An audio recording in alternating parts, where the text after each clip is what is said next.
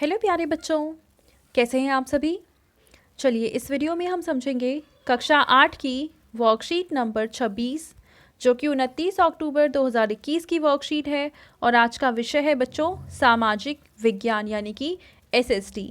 और आज हम पढ़ने वाले हैं हमारी सामाजिक और राजनीतिक जीवन की पुस्तक का पाठ एक भारतीय संविधान। बच्चों अगर आपको ये वीडियोस पसंद आती हैं तो इनको ज़रूर लाइक करें और अपने फीडबैक्स को कमेंट सेक्शन में भी लिखें। आप जितना ज़्यादा लाइक एंड कमेंट्स करेंगे इन वीडियोस का रीच उतना ज़्यादा होगा। ठीक है बच्चों, तो चलिए इस वीडियो को हम शुरू करते हैं। संविधान बनने की प्रक्रिया। 20वीं सदी तक आते आते भारतीय राष्ट्रीय आंदोलन कई दशक पुराना हो चुका था। तो देखो, अंग्रेज़ों से खुद को आज़ाद कराने के लिए हमने एक बहुत लंबा संघर्ष किया है, राष्ट्रीय आंदोलन चलाए हैं। लेकिन 20वीं सदी तक जो समय आया, ये आंदोलन करना और इनका जो तरीका है वो बहुत पुराना हो चुका था। स्वतंत्रता संघर्ष के दौरान राष्ट्रवादियों ने इस बात पर काफ़ी विचार किया था कि स्वतंत्र भारत किस तरह का होना चाहिए।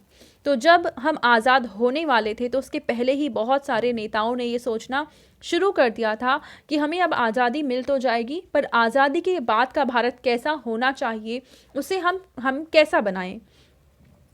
ब्रिटिश शासन के अंतर्गत उन्हें जिन नियमों को मानना पड़ता था वे उन्होंने खुद नहीं बनाए थे। यानी कि जो नियम उस वक्त हमारे पूर्वजों को मानने पड़ते थे वो अंग्रेज़ों के द्वारा बनाए गए थे। और इसलिए उन नियमों में कुछ नियम ऐसे भी थे जो बहुत ही ज़्यादा डरावने थे। औपनिवेशिक राज्य के लंबे अत्याचारी शासन ने भारतीयों के सामने इतना ज़रूर स्पष्ट कर दिया था कि स्वतंत्र भारत को एक लोकतांत्रिक देश होना चाहिए। तो अंग्रेज़ों के जो अत्याचारी शासन को देखने के बाद भारतीयों को ये लगा कि हमें स्वतंत्रता के बाद एक ऐसा देश स्थापित करना है जहाँ पे लोकतंत्र को महत्व दिया जाए। यानी कि असल में जो ताकत है वो लोगों के पास हो, जो लोग चाहें वही हो, ना कि कोई राजा आए और वो मनमाने तरीके से शासन करे। उसमें प्रत्येक नागरिक को समान माना जाएगा और सभी को सरकार में हिस्सेदारी का अधिकार होगा। इसके बाद यह तय करना था कि भारत में लोकतांत्रिक सरकार का गठन कैसे किया जाए और उसके कामकाज के नियम क्या हों। यानी अगला प्रश्न ये था कि हम लोकतंत्र स्थापित तो करना चाहते हैं, पर इस लोकतंत्र की स्थापना कैसे होगी और जो नियम कानून होंगे वो किस तरीके से बनाए जाएंगे। यह काम किसी एक आदमी के वश का नहीं था। इसमें लगभग 300 लोगों ने योगदान दिया जो कि 1946 में गठित की गई संविधान सभा के सदस्य थे। यानी उस समय एक सभा गठित की गई थी 1946 में और इसमें 300 लोग थे और उन्होंने ही ये सारे सवाल खुद से पूछे, आपस में विचार विमर्श किया और फिर तय किया कि किस सवाल को किस तरीके से हल किया जाए। भावी संविधान के निर्माण के लिए अगले 3 साल तक संविधान सभा की बैठकें होती रहीं। यानी आज का जो हमारा संविधान है उसको 300 लोगों ने मिलकर बनाया था और लगभग 3 साल तक इस पर बातचीत होती रही, विचार विमर्श होता रहा और तब जाके हमारा ये संविधान बना है। संविधान सभा की प्रारूप समिति के अध्यक्ष डॉक्टर भीमराव अंबेडकर थे। यानी ये जो कमेटी बनाई गई थी उसके हेड कौन थे? वो थे डॉक्टर भीमराव अंबेडकर। संविधान सभा के इन सदस्यों के सामने एक बड़ी जिम्मेदारी थी। हमारे देश में कई समुदाय थे, उनकी ना तो भाषा एक थी, ना धर्म एक था और ना ही एक जैसी संस्कृति थी। तो बच्चों, जैसा कि आप सभी जानते हैं कि हमारा देश बहुत बड़ा है और यहाँ पे अलग अलग धर्मों को मानने वाले लोग रहते हैं, उनकी भाषाएं अलग हैं, उनका रहने सहने का तरीका अलग है, उनकी संस्कृति अलग है।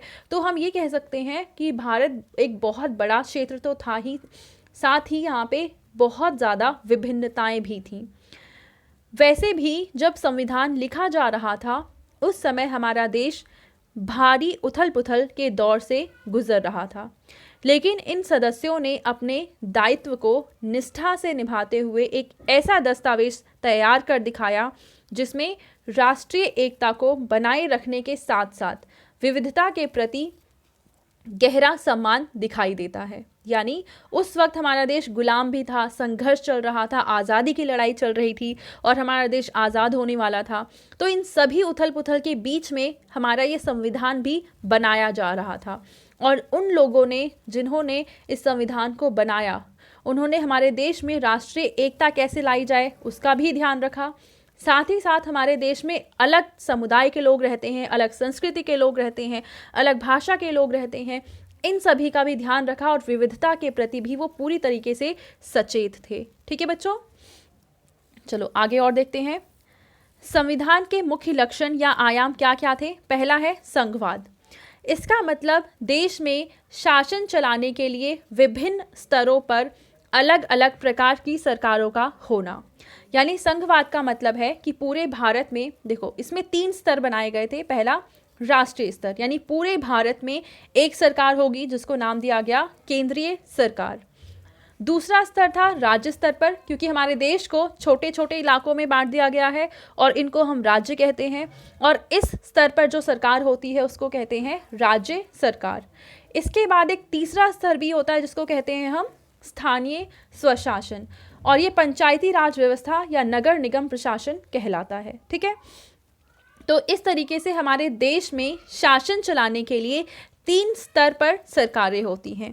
जो राष्ट्रीय स्तर पर सरकार है उसको केंद्रीय सरकार कहते हैं और ये पूरे देश का शासन चलाती है। जो राज्य स्तर पर सरकार है उसको राज्य सरकार कहते हैं और ये सिर्फ और सिर्फ अपने राज्य के जो क्षेत्र हैं उन्हीं पर शासन चलाती है। और स्थानीय स्वशासन एक स्थान, जैसे हमारे यहाँ सरपंच चुने जाते हैं, आपने सुना होगा, तो वो जो होता है वो है स्थानीय स्वशासन का स्वरूप। इसकी वजह यह है कि भारत जैसे विशाल देश में सभी राज्यों को कुछ मुद्दों पर फैसले लेने का स्वायत्त अधिकार हो सके। इन मुद्दों की स्पष्टता के लिए संविधान में कुछ सूचियां दी गई हैं।